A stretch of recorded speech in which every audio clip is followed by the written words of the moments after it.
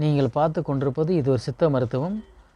தலை சம்மந்தமான ஒரு பிரச்சனைக்காக தான் பார்க்குறோம். மழை காலத்துலேயும் வந்துருச்சுன்னா தலைப்பாரம், மூக்கடைப்பு, சைனஸு, தும்மல், இப்படி பலவிதமான உபாதிகளை நிறைய மழை காலம் வந்தால் அனுபவிச்சுட்ருப்போம். மாத்திரை போடுற டைமோட தான் கேட்கும். திரும்ப குளிர்ச்சியான பொருள் எதை சாப்பிட்டாலும் திரும்ப வர செய்யும். இதுக்குதான ஒரு நல்லதான ஒரு மருத்துவ குறிப்பை பற்றி நம்ம பார்க்கலாம்.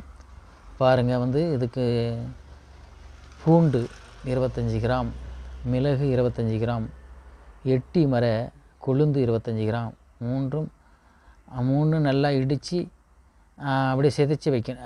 அப்படியே அந்த பொருள் 3 பொருளையும் நல்லா நசுக்கி வச்சுக்க வேண்டிதான். நல்லெண்ணெய் விட்டு காய்ச்சி தலை மூலிகை வர பீனிசம், தலைவலி, காதடைப்பு தீரும். இது என்ன பண்ணணும், வாரத்தில் ஒரு நாள் இப்படி தான் செய்யணும். இல்லை வாரத்தில் 2 நாள் செய்யலாம். காலை டைம் மட்டும் தான் இந்த தைலத்தை தேய்க்கணுங்க.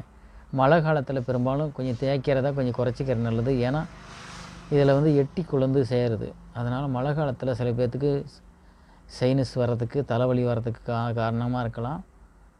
இதை நீங்கள் தேய்ச்சி பாருங்கள், உங்கள் உடம்புக்கு ஒத்துக்கெல்லாம் விட்டுடுங்க. ஏன்னா வெயில் காலத்தில் தாராளமாக தேய்க்கலாம். நான் சொன்ன குறிப்பு வெயில் காலத்தில் தாராளமாக தேய்க்கலாம். மழை காலத்தில் சில பேர்த்துக்கு ஒத்துக்காது.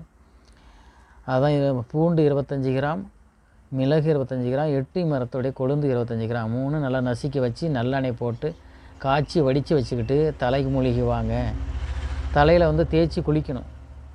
தேய்ச்சி குளிச்சுன்னா வாரத்தில் 2 தடவை இப்படி குளிச்சுட்டு வந்தீங்கன்னா தலைப்பாரம், மூக்கடைப்பு, காதடைப்பு எல்லாம் சரியாகும்.